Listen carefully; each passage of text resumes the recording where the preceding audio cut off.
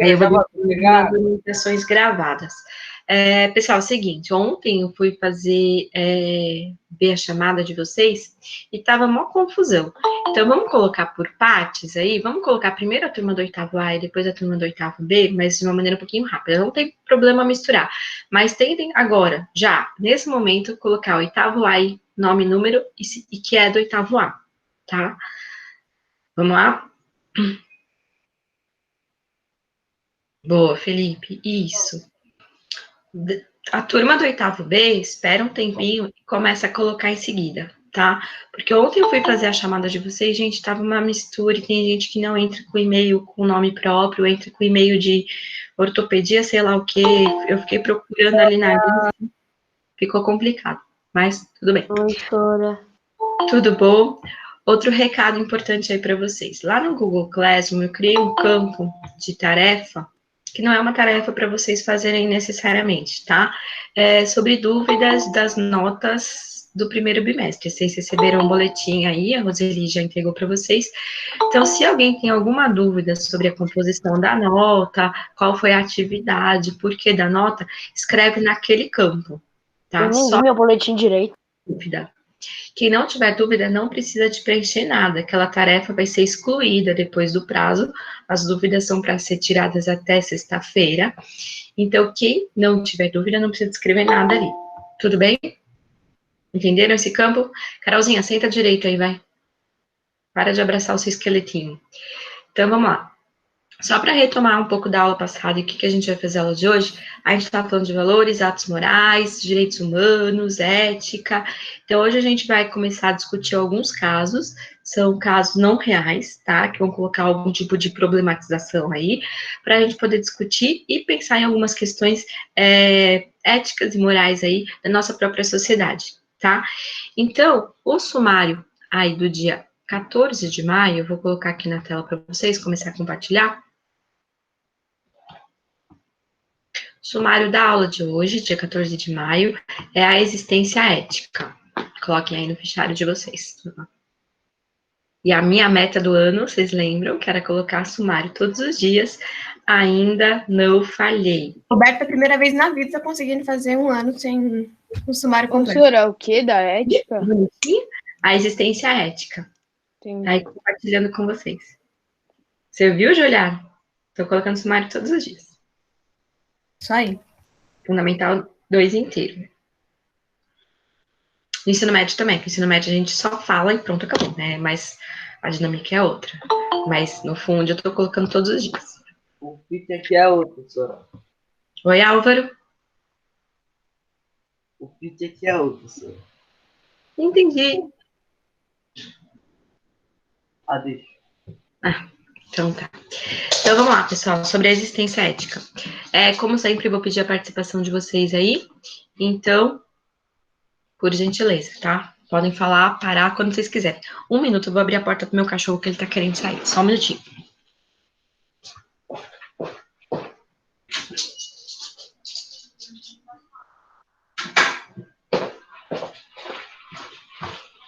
Voltei.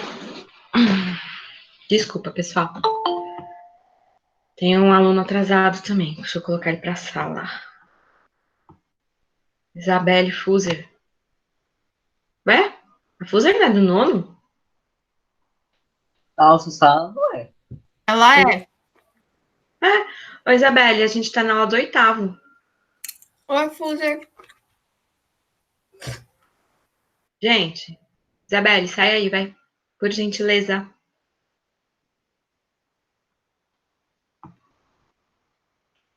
Cadê? Professora, não é a Belle da nossa sala? Tipo, do nosso ano? Fuser. Bom. Continuar. Professora, antes de começar,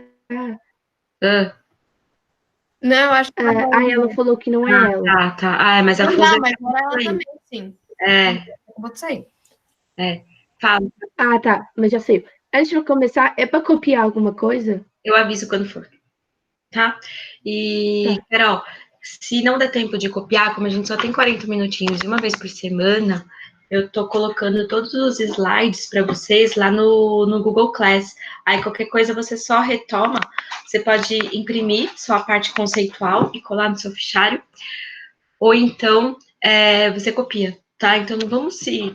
Pra gente não é que não é perda de tempo, né? Mas aqui em aula EAD, como a gente só tem 40 minutos, às vezes acaba atrasando um pouquinho, combinado? Mas eu tô colocando todos os slides lá para vocês, tá? Então, voltando aí a compartilhar e falando um pouquinho da existência ética. Todo o texto eu retirei do livro da Marilena Chauí, Introdução à Filosofia. Então, vocês já estão começando aí com alguns conceitos do ensino médio, tá? Então, a gente vai falar de senso moral e consciência moral. Senso moral é o nosso sentido moral que guia a gente nas nossas ações, tá? Então, senso no sentido de sentido mesmo, vai guiar a gente para as nossas ações. Consciência moral a gente forma depois que a ação já foi feita, que é aquela conversa que eu falei antes de dormir, né, que é aquele diálogo de si consigo mesmo, sobre o resultado daquela ação que você fez. Então, senso é aquilo que nos guia, consciência é o que a gente tem depois que a gente fez, tá? Então, muitas vezes, tomamos conhecimentos aí de movimentos nacionais e internacionais de luta contra a fome, de luta contra o Covid, né, de ajuda e assistência humanitária, a gente está vendo tudo isso nesse exato momento que a gente está vivendo. E aí a gente fica sabendo que em outros países, e no nosso também, milhares de pessoas, sobretudo crianças e velhos, morrem de penúria e inanição. O que é penúria e inanição, né? Penúria é quando a pessoa não tem dinheiro, pobreza mesmo, não tem dinheiro para comprar comida, de se sustentar, e inanição é fome. Sentimos piedade, a gente tem dó dessas pessoas, né? O que é o normal, aí o comum para todo mundo. Sentimos indignação diante de tamanha injustiça, especialmente quando vemos o desperdício dos que não têm fome e vivem na abundância, né? Sentimos uma certa responsabilidade também por essa pessoa, que está sofrendo.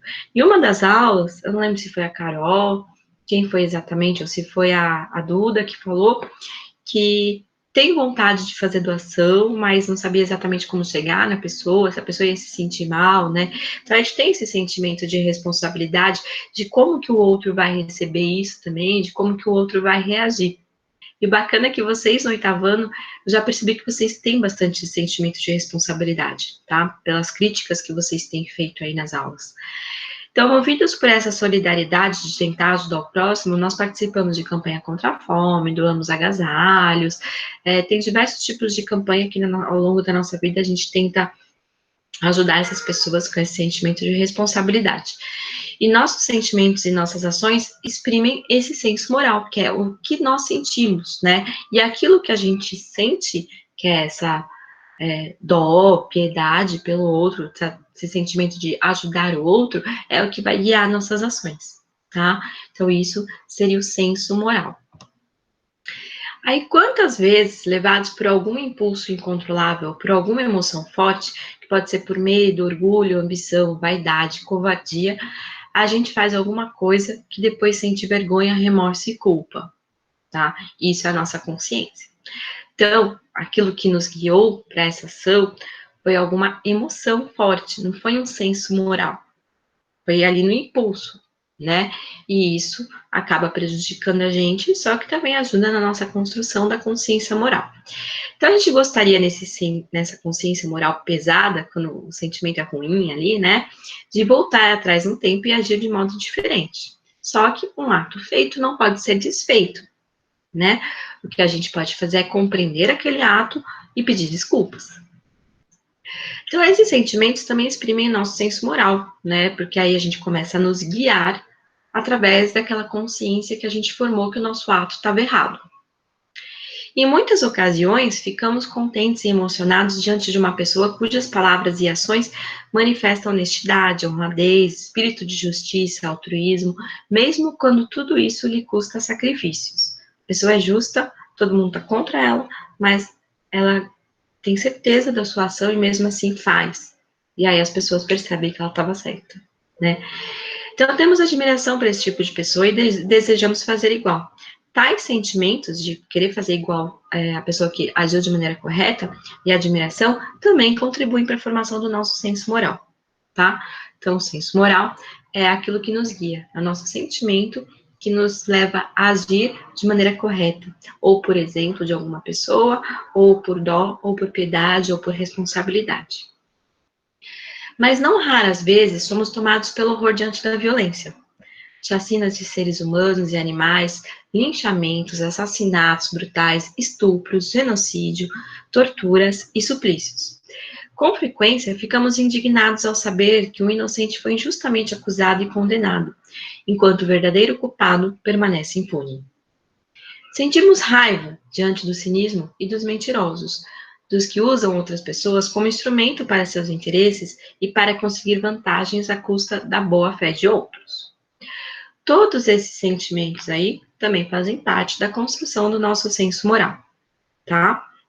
Então, vivemos certas situações ou sabemos que foram vividas por outros como situações de extrema aflição e angústia. O que a gente vai fazer diante dessa ideia, desse conceito de senso moral? A gente vai ler os casos que eu coloquei para vocês, para poder fazer um debate sobre essas situações que eu vou pôr para vocês. Pessoal, até aqui alguma dúvida? Deu para entender o que é senso moral? Aquilo que nos guia, né, para agir de maneira correta. Pode falar, Carol. Então, senso moral. Então, tipo, senso moral tem a parte positiva, então, tipo, eu sei que aquilo é certo, então eu vou fazer, então, para tentar ajudar a pessoa, mas tem a parte negativa, por exemplo, se a gente faz algo mal e a gente fica com aquele peso na consciência, certo? Tipo, aí, nossa, eu quando sinto aquilo, eu fico com dor de cabeça, coisas, até dores físicas, porque realmente eu não me senti bem com aquilo e eu queria ter voltado, só que na altura eu não pensei 2 vezes, sabe? Sim, mas você também acaba aprendendo com esses erros. Então, também eles fazem parte da construção do nosso senso moral, né? Não cair no mesmo erro. Errar uma vez é humano, todo mundo erra, gente. Quem não errou nunca na vida, né? Não fez uma ação e depois se arrependeu ou ficou com peso na consciência. Agora, insistir no erro, aí já é complicado, né? Então, os erros também fazem parte da construção do nosso senso moral, tá? Mas pode acontecer. Desculpa, pode acontecer da pessoa não ter senso moral, né? Muita gente fala, você não tem senso moral. Tipo, a pessoa não se arrependeu, por mais que tenha sido o mais errado possível, ela não se arrependeu Sim, disso. Carol. A gente tem uma filósofa contemporânea. Tipo, por exemplo, o meu irmão, quando faz alguma coisa de errado. Sim, o seu som tá quebradinho, Carol, tá ruim. Mas vamos lá, eu entendi sua pergunta. Tem gente que não tem senso moral mesmo. Tá, na internet. Tem uma filósofa chamada Hannah Arendt, que a gente vai ver um pouco mais pra frente, só no 9º ano, na verdade. Que ela vai tentar compreender, não perdoar, tá? Porque compreender não é perdoar. Ela vai tentar compreender qual que é a origem do mal humano, depois do período da Segunda Guerra Mundial por conta do nazismo, né? E aí ela fala exatamente isso, né? Por que as pessoas não formam, algumas pessoas não formam senso moral ou não conseguem perceber o erro que cometeram? Exatamente pelo fato dessas pessoas não pensarem. Sabe aquele diálogo de 2 em 1 que constrói a nossa dignidade humana, de como a gente quer se apresentar ao outro? Eles são incapazes, as pessoas que cometem o mal, eles são incapazes de estabelecer esse diálogo de si consigo mesmo. Eles não conversam com eles, então não tem uma certa interioridade. E eles não se apresentam dignos ou harmoniosos, nem mesmo para si. Então, eles não se importam como que eles vão se apresentar para o outro. Então, eles cometem mesmo erros, têm atitudes que não seguem esse senso moral, não conseguem construir essa consciência moral e simplesmente não se importam com isso e não se importam pelo fato de não serem dignos, tá?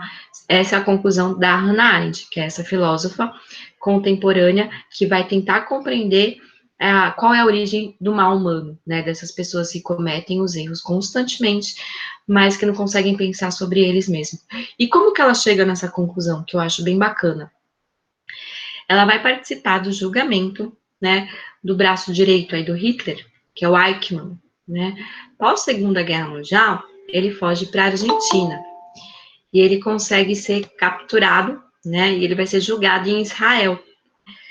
No julgamento dele, tem até no YouTube o vídeo original do julgamento do Eichmann, tá? No julgamento dele, ele fala que ele nunca matou ninguém, que ele só era responsável por escolher quais os vagões que os judeus iriam para as câmaras de gás. Tipo, ele escolhia, esse vagão vai para câmaras de gás, esse não, esse vai, esse não. E ele dizia que ele nunca tinha matado ninguém. Ele não reconhecia o próprio erro, o próprio mal. Ele falava que ele só cumpria ordens. Esse é o problema.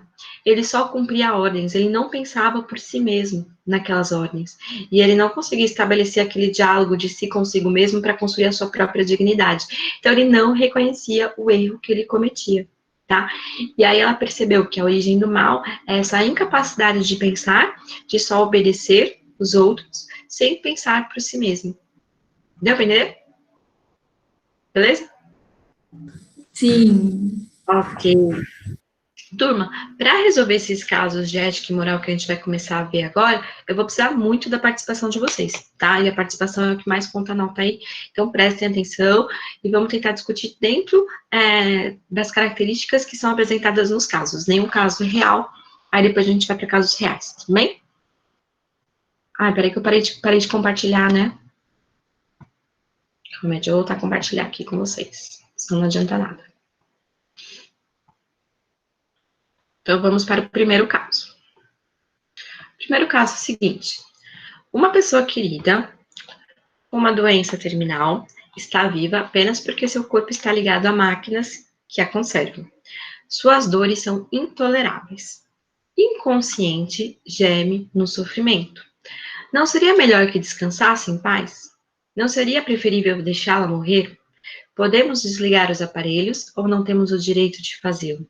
O que fazer e qual é a ação correta? Como que vocês resolveriam esse caso? Esse tipo de caso se chama eutanásia, tá?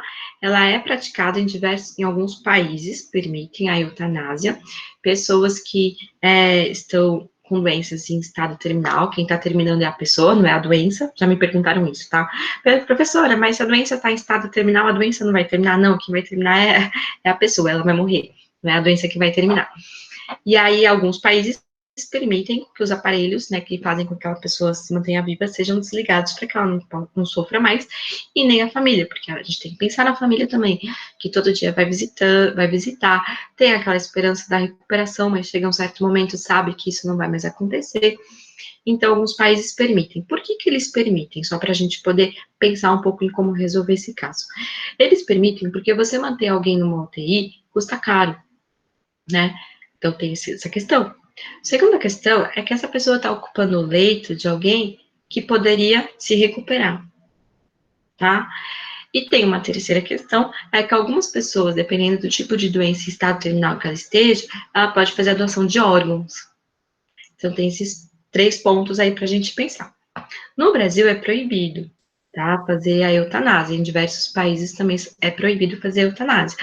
Então, tem a questão também dos direitos humanos, o direito à vida, que é um princípio básico. A gente não pode discutir essa questão partindo de um ponto religioso, porque aí fica um pouco complicado, que é uma questão de fé, né, de crença, e não uma questão de que a gente vai cair no campo de uso da razão, que seria a filosofia de direitos. Então, eu entendo também que aqui no Brasil e alguns países, não mais a maioria, mas que tem o catolicismo aí como uma questão muito forte, a Itália, por exemplo, né, proíbem, porque quem dá a vida seria Deus, e quem tem o direito de tirar a vida também seria Deus, mas a gente não pode entrar nesse ponto para poder fazer uma discussão filosófica, combinado? Então, já a partir de questões práticas, não no campo da fé, porque aí é individual, tá? Então, vamos lá, turma, como que vocês resolveriam esse caso? O que vocês pensam sobre isso? Sora, então, assim, eu acho que primeiro de tudo, assim, antes de desligar os aparelhos e tudo, a gente devia analisar a situação do paciente, porque se, tipo assim, vai estar em estado terminal, mas pode ser que aconteça alguma coisa, às vezes tem alguma chance, alguma coisa, então eu acho que a gente deveria fazer uma bateria de exames no paciente e depois averiguar se realmente não tem nenhuma chance, E aí depois deveria conversar com a família, com, tipo, lá, se fosse um filho, conversar com a mãe, com o pai, e depois ver o que a gente faria, né? Porque, igual você falou, ele está ocupando o leito de alguém que pode se recuperar e pode voltar a ter uma vida. Então, eu acho que deveria desligar o aparelho quando já não tivesse chance nenhuma, tipo, já tivesse, assim, morrendo e já tivesse com parada cardíaca, um monte de coisa. Tá. Em alguns países, Duda, só para ajudar na discussão aí, você pode deixar por escrito, tá? Na Holanda e na Suíça, você pode deixar o seu desejo de sofrer né, fazer uma eutanásia por escrito. E não só em casos graves, né? Algumas pessoas que têm, por exemplo, paralisia, eles acham que a vida acabou ali porque pelo fato de não andarem mais e tal, e aí eles permitem com que também a eutanásia seja feita. Que é o tema do livro Como Eu Era Antes de Você. Não sei se vocês assistiram o filme, tem um livro Assisti o filme já. que ele vai para a Suíça, né, para poder fazerem a eutanásia, porque ele não concordava em viver numa cadeira de rodas e numa cama. Então, tem alguns países que permitem com que você deixe esse desejo por escrito. Tá? Quem mais? Pode falar.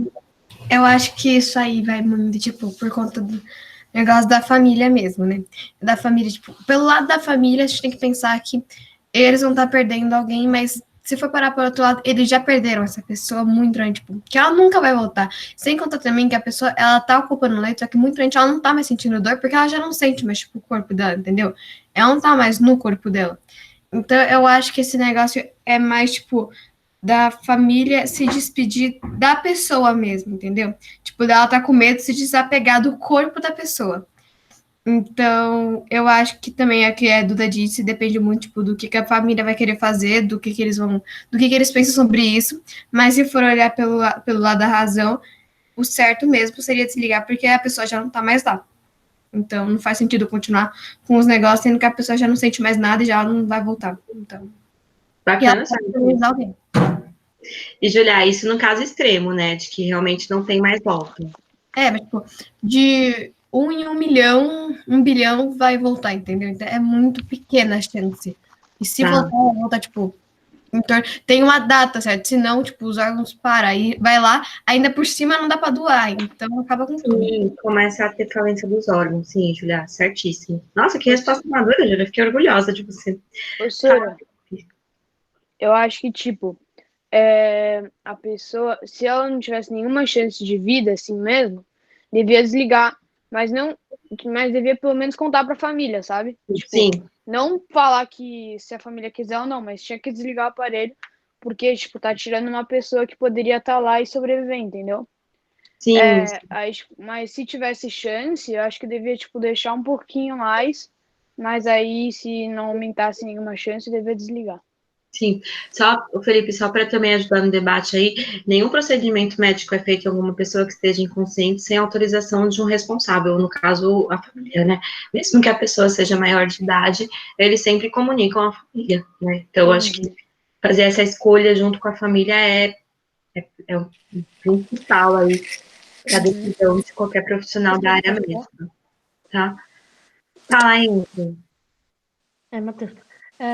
Fala, Eu acho que, tipo, por exemplo, se tivesse mais chance de morrer e tivesse pouquíssima chance de viver, acho que dava pra, tipo, como fala? Esqueci o nome. desligar? Não, continuar investindo mais, tipo, pra ver se tinha chance. Aí, se não tivesse, aí desligava tudo mesmo. Em último caso.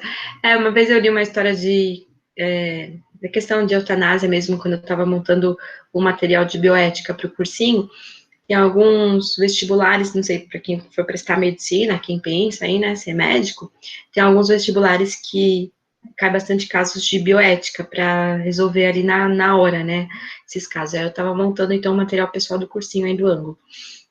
E aí eu li um caso que eu falei, gente, como é difícil, né, ser médico e tomar uma decisão dessas.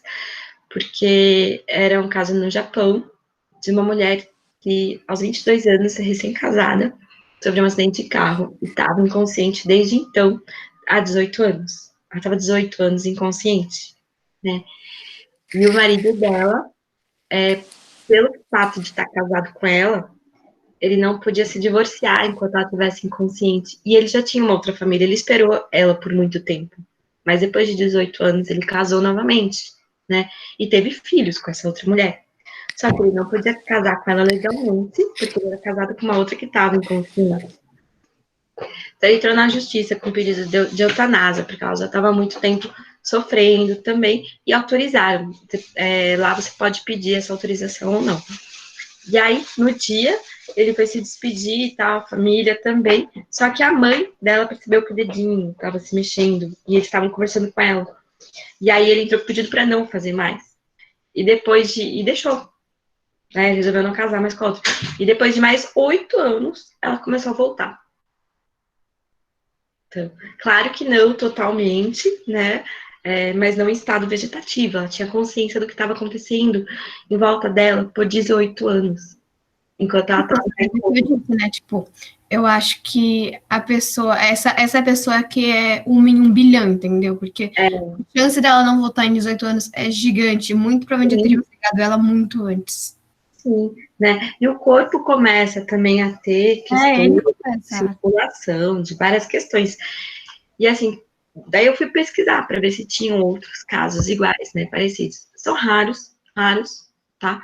Só que um ponto que eu vi é que os médicos ainda não entraram em consenso a partir de que momento que a pessoa que está em estado de coma, ela realmente está totalmente inconsciente.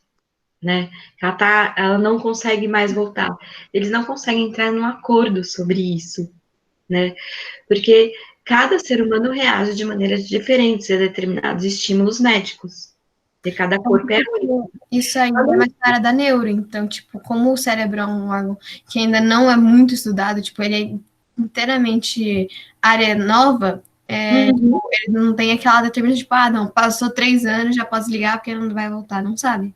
Sim, e como cada pessoa responde de maneira diferente, não tem como você assegurar com certeza se aquele indivíduo vai reagir como o outro, né? Cada corpo é um sistema único, vamos dizer. Então tem essa questão também. Então esse é um caso, assim, raríssimo, né? Mas que também pode acontecer. Fala, Bruninha, tudo bom com você? Tudo bem. Sara, tipo assim, o meu avô aí, tipo, ele tava nesse estado, sabe? Que, tipo, mandaram desligar os aparelhos e perguntaram pra família se podia. Só que aí, tipo assim, antes deles chamar, tipo, eles não fazem isso por telefone, né? Tipo, por que eles fazem pessoalmente? Fazem. Aqui no Brasil, legalmente, é proibido. Mas a gente sabe que alguns casos extremos acabam fazendo. Por exemplo, vamos supor, um idoso já com seus 98 anos. A expectativa de vida já não é grande, a gente sabe que, né, logo mais vai morrer. Aí por que então deixar ele sofrendo ali na cama, tá? Aí a gente sabe que rola, né? Mas legalmente é proibido. Entendi. Carol, queria falar, pode falar, Carolzinha. Vamos lá. Eu passei para o celular para ficar melhor a voz. Bom, eu depois de ouvir isso, assim, uma coisa que eu vou falar primeiramente é que é um dos motivos que eu não quero ser médica e ir para medicina, é isso, porque lógico que a decisão não seria somente minha, mas eu não conseguiria decidir se uma pessoa tem direito a continuar entubada, tomando medicamento, ou deixar ela tirar as máquinas e ela morrer.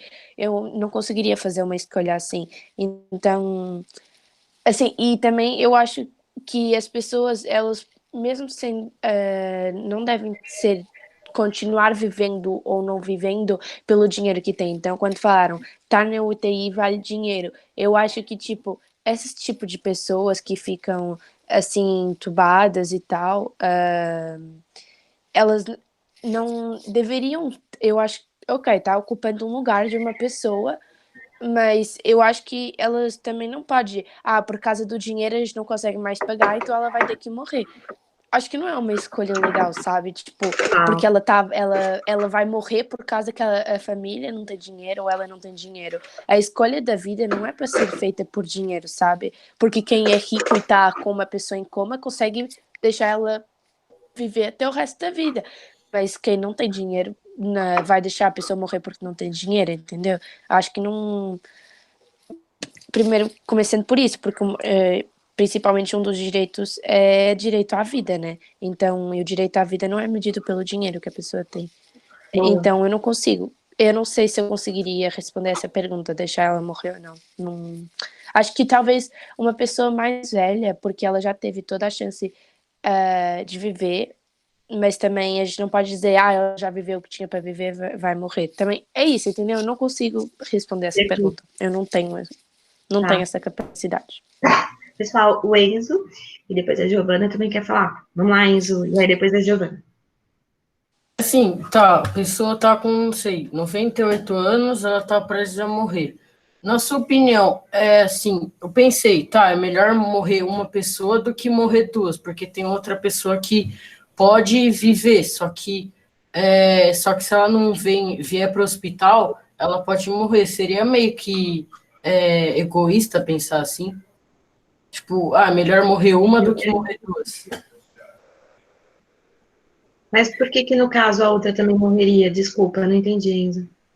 Porque assim, tem uma que, sei lá, são as duas. Tem uma pessoa de, sei lá, 98 anos e outra que tá praticamente na mesma, só que ela por ser, não sei, mais nova, ela conseguiria viver mais tempo, só que ela precisava de aparelhos para sobreviver. Seria meio que egoísta pensar assim, tipo, melhor, sei lá, deixar ela, aí uma hora, sei lá, pode ser que ela morra e deixar os dois morrer, ou só deixar, tipo, meio que matar, né, tipo, desligar, assim, os aparelhos e matar uma e deixar a outra viver. Seria meio que egoísta. Não, na verdade, isso é o que está acontecendo, principalmente, já aconteceu, né, também na Itália, no caso do coronavírus, né, os médicos, eles chegaram ao ponto de ter que decidir para quem queria usar os respiradores, e aí também lendo alguns casos aí, eles deixavam os mais jovens usarem, eles partiam no princípio, porque assim, chegou um momento que não tinham mais, eles tiveram que escolher. Imagina ele naquela situação ali, olhando,